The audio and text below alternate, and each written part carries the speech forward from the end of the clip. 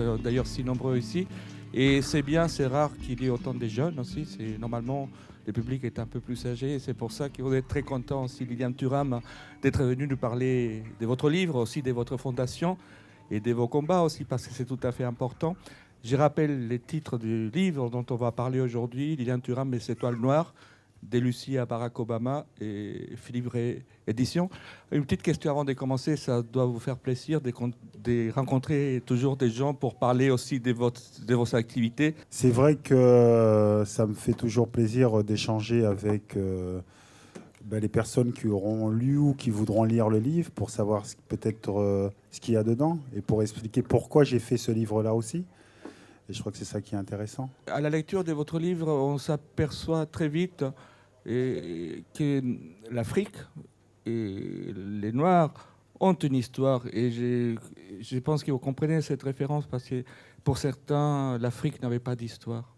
Ce livre, en fait, c'est l'histoire d'une vie parce que moi, je suis né à la Guadeloupe. Je suis arrivé à l'âge de 9 ans dans la région parisienne. Et très rapidement, j'ai compris qu'en fait, que la couleur de ma peau pouvait avoir des connotations négatives. À l'époque, il y avait un petit dessin animé qui s'appelait La Noiraude. Et donc, les jeunes enfants m'appelaient La Noiraude et ça m'attristait un petit peu parce qu'en fait, La Noiraude, c'était l'histoire d'une vache qui appelait toujours son docteur en disant Docteur, ça va pas bien, et lui raconte un peu des bêtises. Et en grandissant, j'avais pas de réponse pourquoi en fait cette couleur de peau pouvait être négative. Donc je posais des questions à ma maman qui ne pouvait pas me répondre. En grandissant, comme je le dis souvent, j'ai rencontré par exemple l'histoire des peuples noirs par le biais de l'esclavage. Et là encore une fois, je me suis dit mince, c'est bizarre parce que ils étaient où avant? Est-ce qu'ils avaient une histoire? Et donc, tout au long de mon cursus scolaire, en fait, j'ai jamais rencontré en fait de personnages noirs qui auraient pu casser cet imaginaire. Et donc, c'est pour cela, je raconte d'ailleurs dans la 4e de couverture, je dis que j'ai été très très longtemps à l'école, j'ai eu énormément d'étoiles, mais en fait, j'ai pas eu d'étoiles noires, j'ai eu que des étoiles blanches. Et je dis simplement que ce serait beaucoup mieux pour nos sociétés, pour les enfants, d'avoir des étoiles de toutes les couleurs pour justement faire tomber les préjugés. Parce que le racisme, qu'est-ce que c'est? C'est simplement comment je vois l'autre, comment je pense que l'autre est. Et c'est dû à votre éducation. Parce que je crois qu'il n'y a personne qui n'est raciste, on le devient. Et donc, on le devient parce que peut-être qu'on ne vous donne pas justement des étoiles de toutes couleurs pour casser certains préjugés. Pourquoi l'imaginaire est aussi important pour nous tous et surtout pour les jeunes aussi, parce que vous avez une fondation qui travaille aussi pour l'éducation des jeunes contre le racisme. Souvent, quand on parle du racisme, on a un discours moralisateur en disant c'est pas bien d'être raciste, mais je crois qu'il faut l'accompagner par la connaissance. Et quand je dis imaginaire, prenons l'exemple de quelqu'un comme Barack Obama. Barack Obama a changé nos imaginaires. Tout d'un coup, on voit que c'est possible, que la société avance. Et en fait, dans le livre, il y a énormément de personnages qui changent l'imaginaire des gens parce que, comme je vous dis, on ne naît pas raciste. On a des préjugés qui sont construits petit à petit par l'histoire. Je prends un exemple pour parler d'imaginaire. Par exemple, quand j'étais joueur de foot et que sur les stades, il y avait certains des supporters qui faisaient le bruit de singe. Pourquoi le bruit de singe? C'est-à-dire que ce n'est pas un hasard qu'ils fassent le bruit du singe. Pourquoi? Parce que les scientifiques du XIXe siècle avaient fait des hiérarchies de races et avaient mis l'homme noir comme chaînon manquant entre le singe et l'homme blanc. Donc on voit bien que dans l'inconscient collectif, il y a ces imaginaires. Par exemple, là, j'ai fait faire un sondage. 80% de la population française, la première fois qu'ils entendent parler des Noirs dans l'histoire, c'est par le biais de l'esclavage, la colonisation et l'apartheid. Donc, ça nourrit l'inconscient collectif. Surtout si, à l'école, vous ne rencontrez aucun personnage. Et là, si ces 80% des gens rencontraient l'histoire des populations noires, par exemple, par l'Égypte antique, avec les pharaons comme Taharqa, les choses changeraient. Et en même temps, à propos d'imaginaire aussi, il y a beaucoup de choses que nous ignorons. Et c'est aussi votre apport aujourd'hui parce que vous ouvrez des portes nouvelles à des gens qui peuvent peut-être approfondir le travail que vous avez fait sur certains personnages.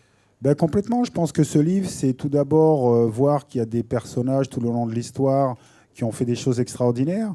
Et après, je crois que chacun de nous doit pousser plus loin la réflexion pour se créer ses propres étoiles. Mais ce qui est assez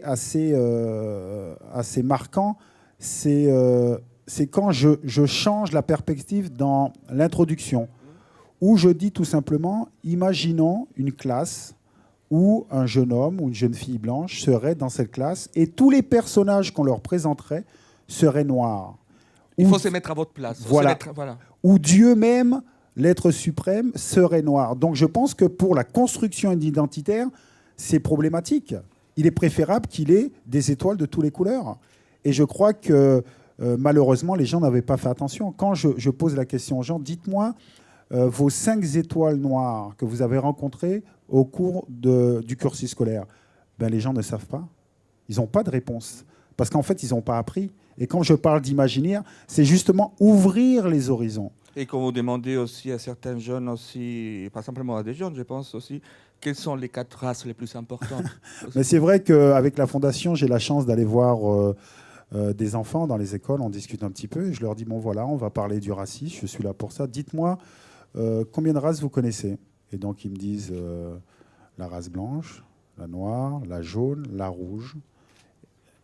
Et donc je dis, ah oui, aussi, n'oubliez pas, il y a les verts, donc je rigole un peu avec eux. Et donc, je leur dis, mais dites-moi les qualités de chaque prétendue race. Ils me disent, bon, les noirs courent vite, chantent bien, dansent bien. Les jaunes sont intelligents, les rouges discrets.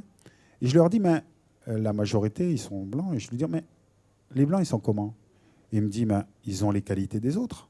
Mais effectivement, dans leur imaginaire, un blanc qui court vite, ils ont déjà vu. Un blanc qui chante bien, ils ont déjà vu. Intelligent ou discret. Donc on voit bien que pour certains, les noirs existent, les jaunes existent. Et je crois que quand je dis de casser l'imaginaire, c'est d'ouvrir les horizons. C'est-à-dire qu'à un moment donné, si vous leur présentez des intellectuels, des savants, des inventeurs, tout d'un coup, ils verront que, eh ben, il n'y a pas de caractéristiques dues à la couleur de peau. Et là, pareil, j'ai fait faire un sondage. Ben, il y a à la question, dites-moi les qualités des personnes de couleur noire. Eh bien, la grande majorité répondent à la question. Alors de dire, mais attendez, mais c'est une question stupide. Beaucoup de gens, comme je vous ai dit à l'école, pensent qu'il y a plusieurs races et qui ne savent pas qu'il n'y a qu'une espèce, l'Homo sapiens.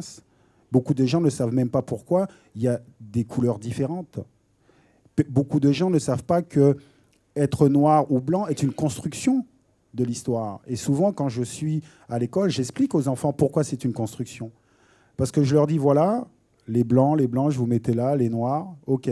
Vous prenez une feuille blanche, dites-moi si vous êtes de la même couleur. Non. Alors pourquoi vous dites que vous êtes blanc et blanche? Et toi qui dis que tu es noir, est-ce que tu es de la... Non. Ah ben c'est une façon de dire. Ben oui, voilà. C'est une façon de dire. Mais à un moment donné, je crois qu'il faut changer notre façon de dire et notre façon de voir l'autre. Et c'est une question simplement d'intelligence pour créer, comme je vous ai dit, une société où la fraternité serait réelle. Parce que la fraternité se construit. La fraternité se construit.